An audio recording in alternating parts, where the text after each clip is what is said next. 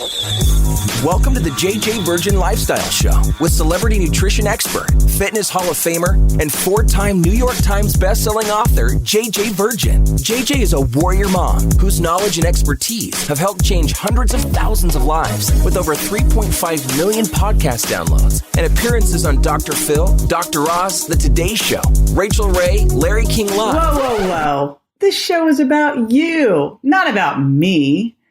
I want to help you find practical, real-world ways to dial in your health and mindset so you can finally lose that weight and feel strong and energized. Stop settling for less than your personal best. It's time to find out how to look and feel better than ever. And I'll be right here with you the whole way. Welcome to the show. I have such a treat for you today. I have just possibly one of the nicest human beings on the planet, as well as one of the most brilliant. I have with me today my buddy, Dr. David Perlmutter. I first met this guy at a medical conference in the gym, and he is just something else. I just adore him. And I'm actually was shocked. I thought I'd had him on the show a few times. So I will have him back because when you hear this interview today, you're going to want way more of what he's got to offer.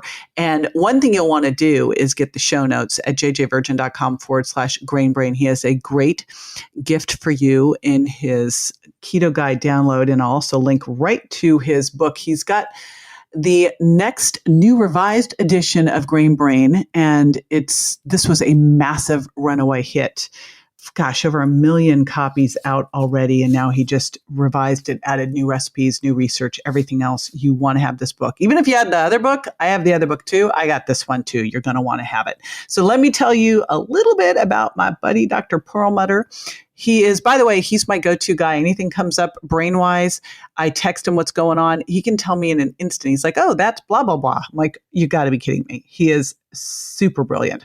He's a board-certified neurologist, 4 times New York Times bestselling author, and he also serves on the board of directors, and he's a fellow of the American College of Nutrition.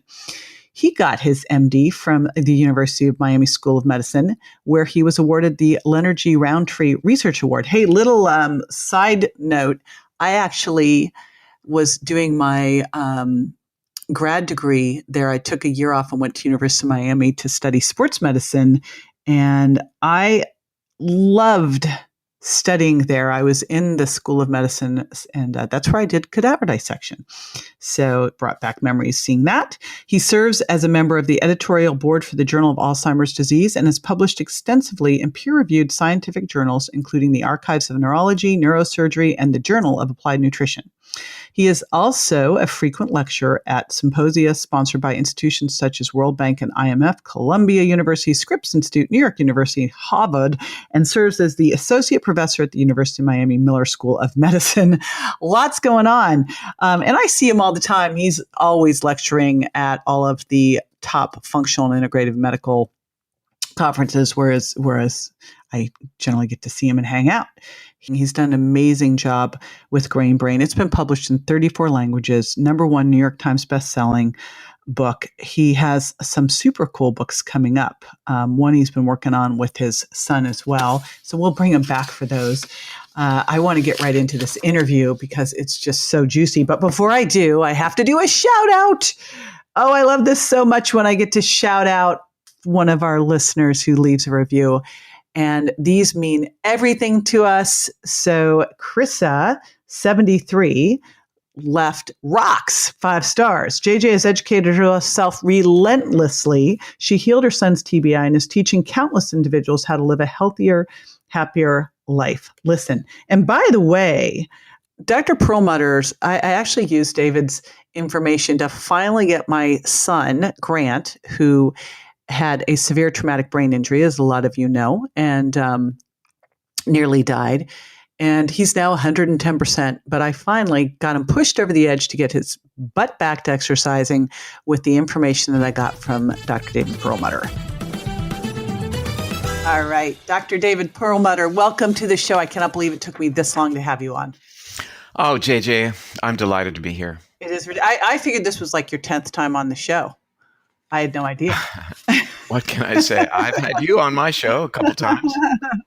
Well, you are not only are you one of my favorite doctor experts out there, you're also one of my favorite people. Oh my gosh. And you're just an amazing human being, and you're doing incredible work out there in the world. And I loved your first edition of Grain Brain, and now you've got your 5th anniversary revised edition of Grain Brain coming out. I'm so excited about all this. And I'd love to just back up a little bit and find out, like, how did you get into all of this? Because this is very disruptive, David. Well, I've been disruptive since childhood, that's for sure. Anyone who knows me from elementary school and what we used to call junior high, I think that's politically incorrect these days. But that said, I wasn't determined to be disruptive outwardly with respect to brain science, but it turns out that way. And I was very dissatisfied as a practicing neurologist because I didn't have really much learned all the ropes, right? I did my neurology training, learned how to use medications, and I was very ineffective in really treating not just the diseases, but certainly had no concept in training with respect to preventing neurodegenerative conditions. What a concept. Even to this day, here we are, 32 years later, and still the notion that our lifestyle choices play a role in determining the destiny of our brains doesn't get much spotlight. And that is despite the fact that our peer-reviewed literature is absolutely full of these wonderful studies that demonstrate the role of exercise in enhancing the growth of new brain cells and reducing Alzheimer's risk, how a higher fat, lower carb diet is associated with lower risk of dementia, how inflammation sets the stage for inflammation 30 years down the line.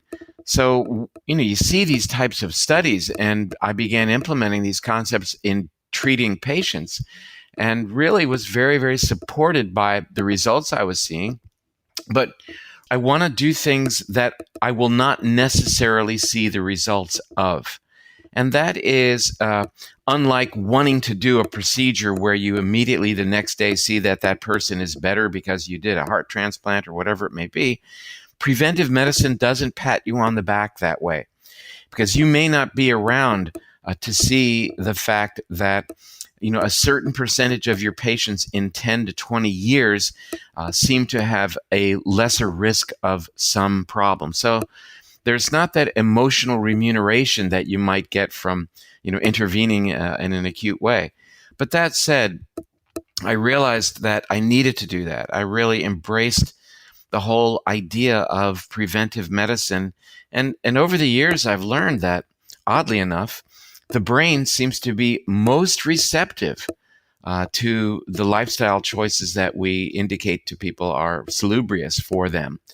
More so than, the tried and true heart smart diet or women doing weight bearing exercises to improve their bone density or at least help them resist osteoporosis. The brain responds wonderfully. And now that we understand the fundamentals of what makes a good brain go bad, absolutely, we are able to develop language that allows people to take this level of understanding and create for themselves plans, lifestyle plans, that can absolutely change the destiny of the health of their brains moving forward. It's crazy. I remember hearing that neurologists have one of the highest dissatisfactions in their jobs because they feel like they can't make, any changes. It's true.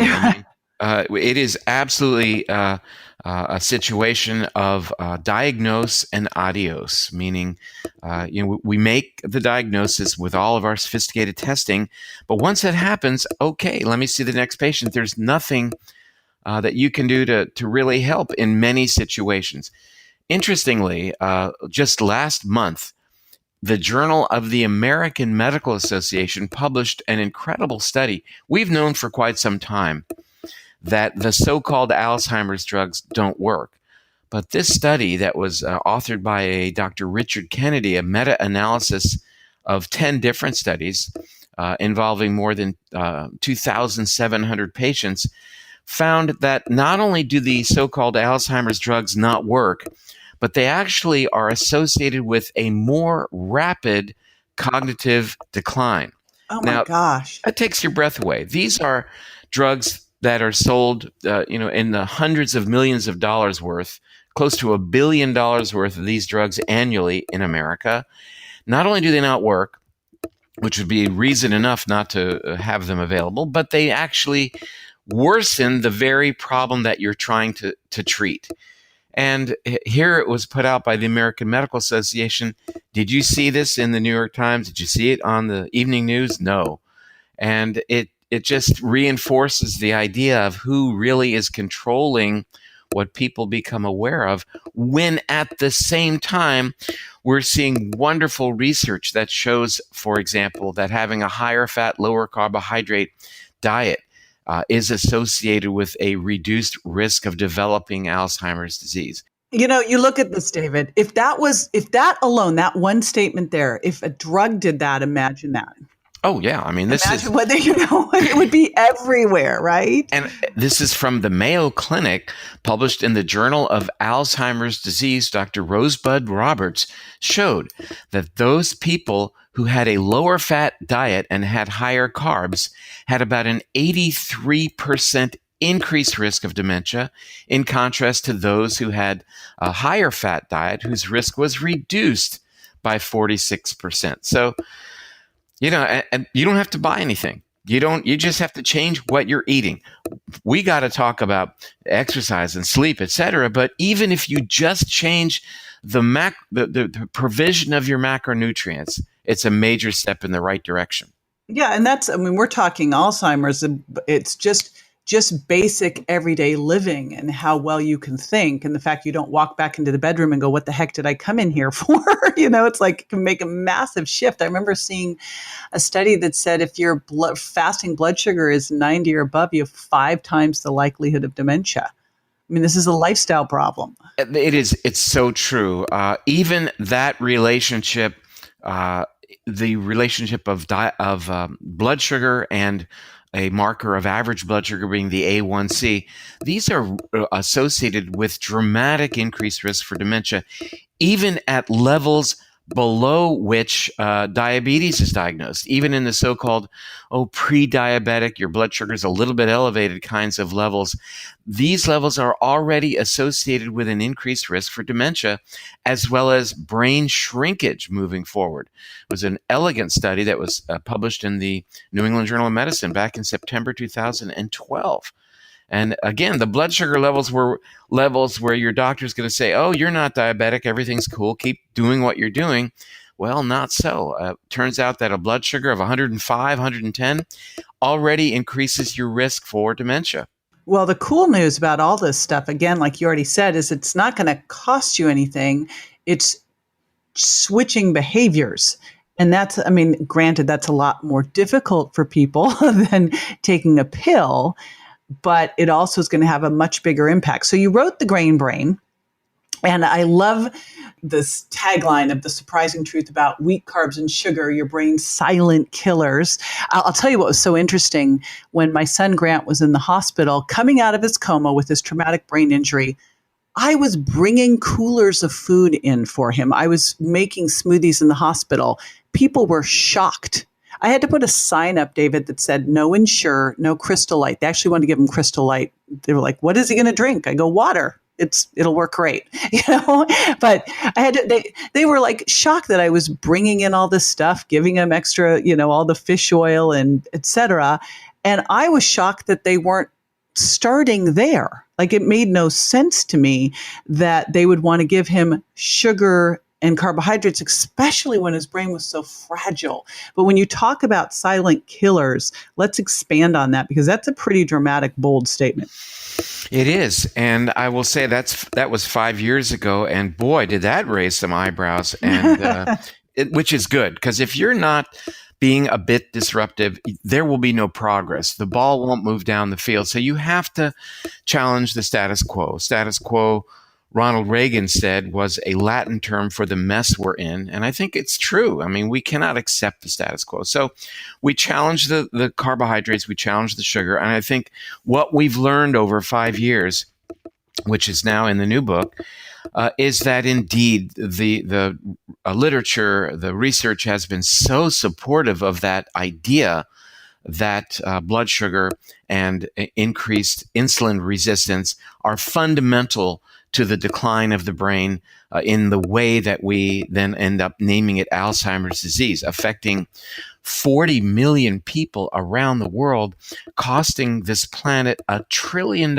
annually, higher than the market value of Google or Apple.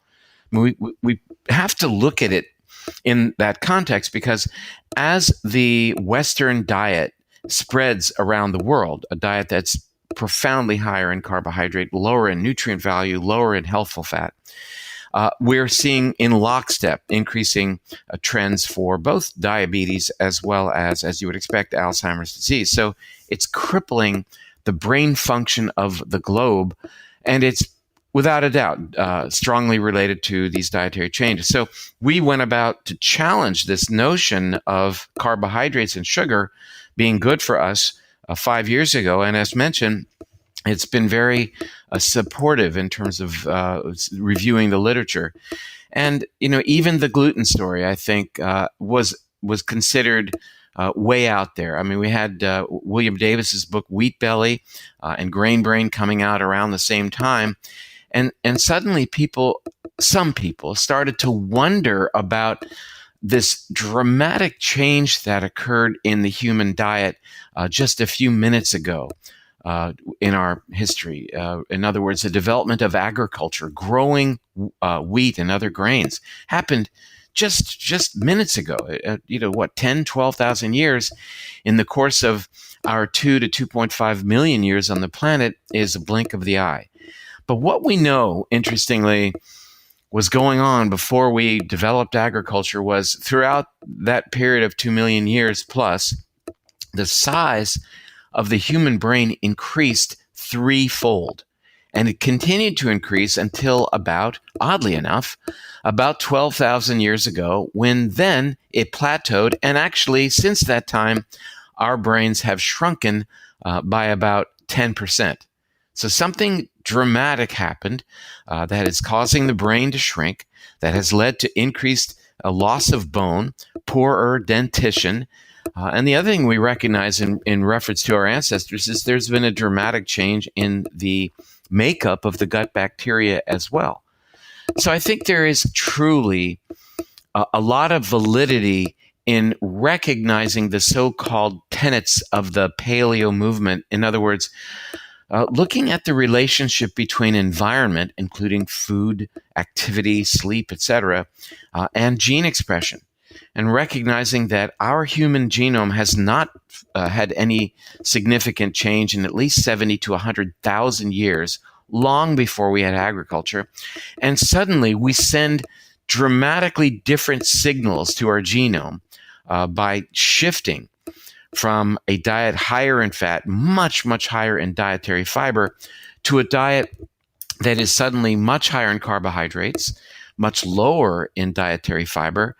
And now we're seeing the consequences of that. So, and then throw in some toxins. We talked about in Grain Brain the idea that, sure, we have celiac disease that affects about 1.4% of Americans, but we also have individuals who have non-celiac gluten sensitivity.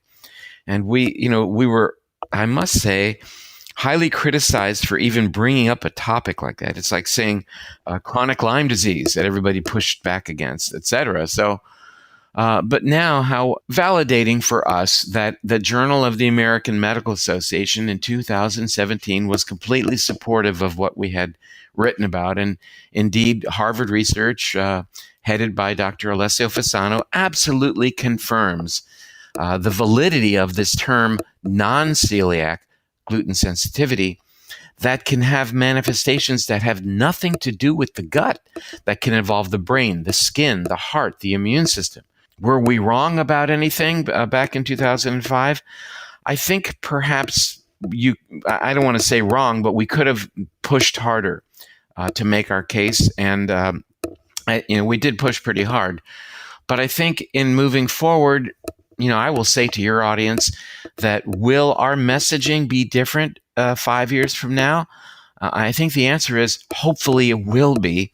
And I'm hoping that your audience and in general, people recognize that the mission here is to have a messaging that is dynamic, that changes with time as we continue to make progress and learn more information. I love that you say that. I actually got some flack about 10 years ago because I, brought in some new information that was different than what I'd said in the past. And when someone said, and I think maybe it was 15 years ago, it was when I started to really increase fat and lower carbs and get gluten out. And someone said, but you used to do the opposite. And I go, but I'm reading all the research, do you want me just to ignore that and just take a stand and avoid everything that I hear out there? We have to continue to look at the research and of course, look at the biochemistry, because what I see out there and what you did with this is first you looked at neurology, biochemistry, and went, all right, what am I really seeing? Not what some of the studies are showing, because they can be biased as to what they decide to look at, but what am I seeing out there and what's really working? I'm going to push on that and force some of these studies to come out because of what I'm seeing. That's a really, really good point, because somebody brought that up recently in another interview, and we talked about how now we're seeing research be responsive to public demand. And I think nowhere is that more evident than the research coming out from people like Dominic D'Agostino and Walter Longo on the whole notion of fasting mimicking or the ketogenic diet, that they're recognizing there's a huge interest and popularity. And so the research is kind of filling in the blanks underneath it. And I think that's great. I think to have research be responsive to what the public is interested in is, different than we're used to. I mean, it used to be the science would lead the way, the public would follow. But the public, I think, is becoming much more scrutinizing and discerning in terms of their interests. It might be one of the positives out there in, having this big social network and the internet is that piece of it, is that we now have much more of a voice. So I think it's great. Yeah, it is really helpful. But it still takes, crusaders, disruptors like you to go out there. And especially, I know you took a lot of flack and heat. So I just want to acknowledge that, because, when you come out with an idea and it's different from status quo, especially in the medical community, it's worse there than anywhere else, So you've changed so many lives with that bravery. I have an interesting experience that suddenly one morning I awakened to a frantic phone call from my publisher and my agent, literary agent, and they said, "Did you see the article that was published about you last night?" I said, "No, I didn't." And they said, "Well, take a look and then get back to us. We'll have a 3-way call."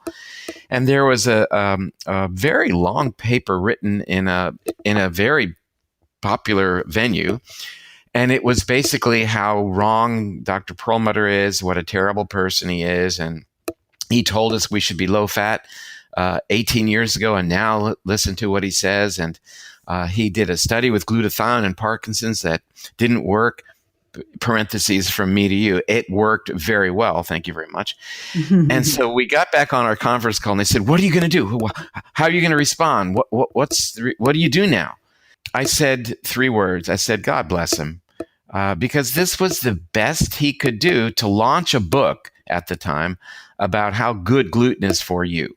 And I said, "This is the best this guy can do." And, it was a wonderful teaching lesson for me, because truthfully, when I first read the article, I was most upset when he was derogatory towards my wife. My wife and I talked about it, and we forced a smile on our face, and after which the smile becomes indelible and real, affects your emotional centers that then re-characterize that smile and make it really valid.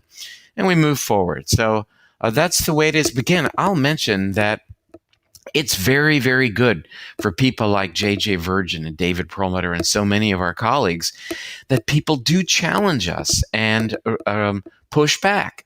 because that makes us study harder. I was just going to say, it makes us up our game. So, right? Somebody says, well, maybe this is the way it is. And you bet I'll find research and look at this to be sure the next time somebody challenges me, I have a response to that. Well, actually, GMO foods are good because they're going to feed the planet. Well, I happen to think otherwise, but I want to strengthen my position. So go back and do the research that would allow me to stand on firmer ground when I combat that type of research. I love it. So you have, for everybody listening, and I will put this in the show notes. We're going to have them at jjvirgin.com/grainbrain. We will have a direct link to grab the book. You're going to want to get this book. Even if you have the book from before, I'm sitting here with this. I have the old book and now I have the new book too. You're going to want to have both for your library because you got all sorts of great new recipes and new info in here. It's awesome. You sold 1 million copies, more than that, of the last one. This is just, you are making such a dent. Well, I have to tell you, 34 languages, and what that means for me is I get to travel the world where people speaking languages that I will never hope to understand have read the book. Hopefully it was translated well. I don't know. I'll never know. But if it's made a very small dent in the way people think, then I'm very, very pleased by that. Yes, it definitely seems to be making more than a small one. So you'll definitely want to grab the book. You're also gifting everyone your keto guide. You will be able to grab that as well. Again, at jjvirgin.com/grainbrain. I appreciate that so much. And I appreciate you. Thank you so much for taking your time to hang with me today. I appreciate you. When I see your face, it just lights me up from the very, very deepest part of my being. And I just want to say that. Thank you. I just adore you and your wife. And I must say, I always judge men by their wives. When I met Lisa, I was like, all right, this guy is even more awesome than I thought. So, oh my gosh. Thank you, JJ. Thank you so much. Now, after the break, we'll be answering listeners' questions. So stay with me.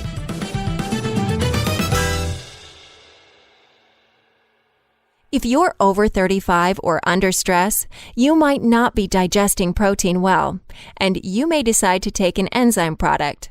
But if you think all enzyme products are basically the same, here's the truth. Most digestive enzymes help your body digest everything better. Sounds great, except for one thing. When you speed up carbohydrate digestion, you're actually raising your blood sugar, which is not good. JJ has included a special ingredient in her digestive enzyme that slows and even blocks some carbohydrate digestion while supporting protein digestion. Visit jjvirgin.com/products and give JJ's digestive enzymes a try today. Welcome back. This is the time where I answer a listener's question. Today's question came from Mary. Now, I get a lot of questions around how I help my son heal from his massive traumatic brain injury where he was hit by a car, literally left for dead in the street and in the hospital for 4.5 months. And it really took 5 years to help him bring his brain back. But I was devoted to helping him get to be 110%. Unfortunately, had people around me like Dr. David Perlmutter, Dr. Daniel Lehman, Dr. Michael Lewis, Dr. Hyla Cass, helping me make this massive dream come true. And so Mary asks, what were the top things that you did to help heal your son's brain? And here's what I'll tell you about this. If you've hit your head, you've hurt your brain. We've got what Dr. Daniel Lehman says. It's like, having an egg inside a hard shell here. You hit your head, it sloshes, you hurt your brain. It does not need to be to the extent of what happened with Grant. And all of the things that I did to help heal Grant's brain help make all of us have better brains and help us slow down the impact of aging. So what you're going to read in Grain Brain are a lot of what I did for Grant, which was increase the fat, get rid of the sugar, lower the carbs, make sure he has clean protein. That was huge. Grant does not have gluten. He is gluten intolerant. And that does create some inflammation and a negative effect on the brain, which we can see within an hour of him eating it. So he is super aware. We've tied helped him connect the dots between what he's eating and how he feels. So we keep sugar out, we keep gluten out. We have him eating a lot of good healthy fats and taking a lot of fish oil. And one of the first things that I did in the hospital was to start to increase his fish oil big time. He was taking 20 grams a day for months, and then we tapered him down to 10, and now he sits at 5 grams a day of fish oil, plus he eats a lot of fish. Now, beyond that, Dr. Daniel Amen had us get a ping pong table to help with coordination. We did hyperbaric oxygen treatments and stem cell treatments. But I'll tell you the thing that we did that doesn't get talked about often, that I think is probably the most important thing, is to help Grant feel connected, supported, part of a community, and with a purpose. And I am so concerned, and I was talking to David about this before we started taping. I'm so concerned with what is going on nowadays with social isolation, with the idea of these fake friends from all of our, our Facebook and Instagram likes. I think more than ever, we need to take the time daily to connect with loved ones and connect deeply, even if that's a short phone call. To take time to hug, to release that oxytocin. But I made sure early on I was with Grant every single day in the hospital. And if I had to go travel to do an interview, then his dad was there. And we were there supporting him, so he knew that he was loved, that we cared. And then as we brought him back, we started working on helping him find his place in the world, what he was going to be doing, what was important. Because we all need a purpose, we all need a role, and we all need a community. So I want to underscore those because I think we don't talk about those as enough. They've likened social isolation. Dr. Lissa Rankin talks about this, to smoking a half a pack of cigarettes a day. So it's definitely one we want to incorporate in. And as you're listening to this right now, after you stop listening to this, take a little time and connect with someone. Tell them you care. All right. Want to remind you again, grab those show notes, jjvirgin.com/grainbrain, and be sure to subscribe to the show so you don't miss the goodness like today's interview. All right. See you next time. That's all for this episode of the JJ Virgin Lifestyle Show, which marks another step towards a healthier body and mind. Don't forget to rate, review, and subscribe to the show, and we'll talk to you next week.